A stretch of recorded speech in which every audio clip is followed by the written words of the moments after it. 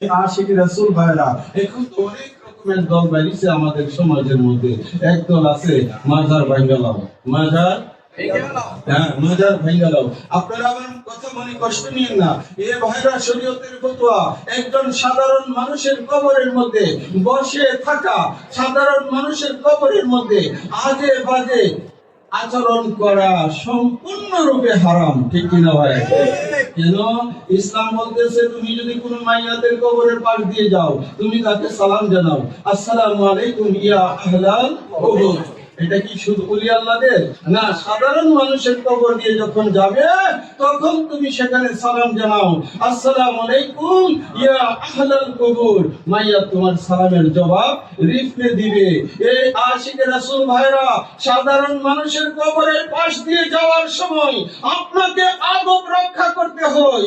আর আপনারা যেখানে আল্লাহ যাদেরকে মরে নাই বলে স্বীকৃতি দিয়েছে, আল্লাহর পরিভাষায় যারা জিন্দা, সেই কবরের উপরে উঠা সম্পূর্ণরূপে হারাম। আপনারা যারা হারাম কাজে লিপ্ত আছেন, আপনাদের জন্য জাহান্নামটাই আরাম। অসুবিধা হইতেছে ভাইয়া? আপনারা বলবেন যে মাজার নাই, সৌদি আরবে মাজার নাই। এই আশিক রাসূল মনে রাখবেন, আমি পরপর একাধিকবার মক্কাতুল মুকাররমা মদিনাতুল মুনাওয়ারায় গিয়েছি। অসংখ্য হাজিরা, লক্ষ লক্ষ হাজিরা, সাইয়্যিদুশ শুহাদা সাইয়্যিদনা আমির হামজা রাদিয়াল্লাহু তাআলা আনহুর রওজা মুবারক জিয়ারত করতেছি। চিল্লায়া বলেন না সুবহানাল্লাহ।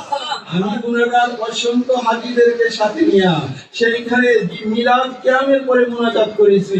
সাইয়্যিদুশ শুহাদা আমির হামজা, ওই বাউন্ডারির মধ্যে 70 জন নবীজির সম্মানিত সাহাবায়ে কেরাম শায়িত আছেন। এ ভাইরা আমার, আপনারা যখন মদিনাতে যাবেন তখন জান্নাতুল বাকি, এখন তারা নাম দিয়েছে আল বাকি কবরস্থান, সেইখানে 10,000 আমার নবীজির সাহাবায়ে কেরাম শায়িত আছে। অনবরত ফজরের নামাজের পরে আমরা সেখানে জিয়ারত করেছি। লাখো লাখো মানুষ উনাদের নূরানি রওজা জিয়ারত করতেছে। চিল্লায়ে বলেন না সুবহানাল্লাহ। এ আশিকে রাসূল ভাইরা, মনে রাখতে হবে মক্কাতে আছে কি জান্নাতুল মালা। জান্নাতুল মালার মধ্যে আম্মা জান্নাত খাদিজাতুল কুবরা সহ অসংখ্য সাহাবায়ে কেরামের রওজা সেখানে বিদ্যমান। এ আশিক রাসূল, আজকে আপনি প্রশ্ন তুলতে পারেন যে সেখানে তো গম্বুজ করা নাই। এই ভাইরা মনে রাখবেন, 1925 সালের আগ পর্যন্ত জান্নাতুল বাকিতে গম্বুজ করা মাজার ছিল, জান্নাতুল মালাতে গম্বুজ করা মাজার ছিল, সৌদি আরবে একাধিক গম্বুজওয়ালা মাজার ছিল। 1925 সালে আব্দুল হক নজদির দল ক্ষমতায় এসে তারা ওই মাজারগুলোকে ভেঙে দিয়েছে। এই আশিক রাসূল ভাইরা, শুধু তারা মাজার ভেঙে ক্ষান্ত হন নাই, নবীজির রওজা মুবারকের সবুজ গম্বুজ ভাঙার জন্য তারা প্রস্তুত হলো।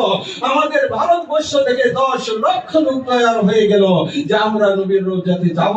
আমাদের জীবন আগে হরণ করো, আমরা আগে শাহাদাত বরণ করব, তারপরে নবীর রওজাতে তোমরা হাত দিবে, ঠিক কিনা ভাইরা?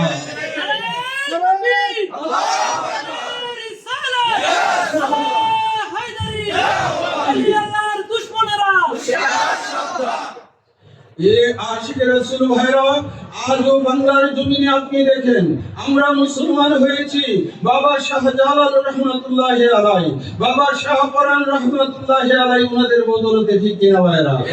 উনারা যদি বাংলার জমিনে যখন মসজিদ ছিল না, মাদ্রাসা ছিল না, দ্বীনি শিক্ষা ছিল না, আল্লাহর ওলিগণ এই জমিনে এসেছে, উনারা এসে প্রথমে খানকা শরীফ স্থাপন করেছে, পাশাপাশি মসজিদ তারা নির্মাণ করেছে, ঠিক কিনা ভাইরা?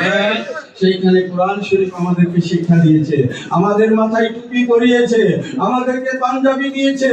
আমার খাজা বাবা মঈনুদ্দিন চিশতি আজমিরি সঞ্জরি, উনি ভারতবর্ষে আগমন করেছে, 90 লক্ষ লোক উনার হাত মুবারক ইসলাম কবুল করেছে। ছেলে বলো সুবহানাল্লাহ। সেই জন্য আমি লিখেছি লেবাসদারি আলেম হতে আমার কোনো ইচ্ছা নাই, আমার কোনো ইচ্ছা নাই। বাসায় বাবার পাগল হইয়া, বাসায় বাবার পাগল হইয়া আমি যেন মইরা যাই। লেবাসদারি আলেম হইতে আমার কোনো ইচ্ছা নাই, আমার কোনো ইচ্ছা নাই বাসারে বাবার পাগল হইয়া বাসারে বাবার পাগল হইয়া আমি যেন বইরা যাই ভাই নাম জানি কি ভুলে গেছি তো নুরুল ইসলামুল্লাহ আর আমার সেক্রেটারি ইয়া ভাই কিশোর ভাই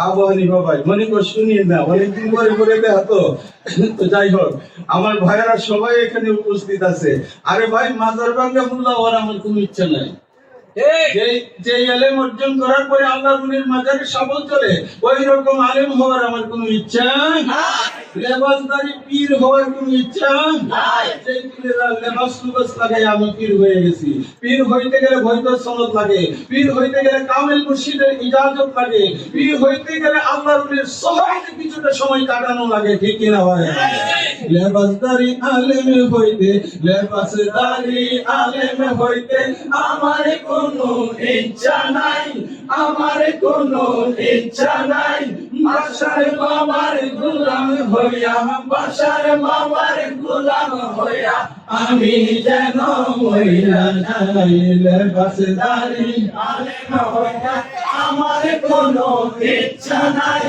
আমার কোনো ইচ্ছা নাই বাসার বাবার গোলাম হইয়া বাসার বাবার গোলাম হইয়া আমি যেন মইরা যাই জবরে দুস্তির খেতি নিতে